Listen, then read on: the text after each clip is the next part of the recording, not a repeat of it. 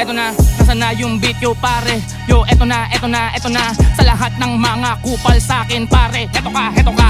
Ano ba ang sasabihin ko na bitin ba? Oh, heto pa, heto pa. Akala mo ba'y nawala na yung apoy tangina?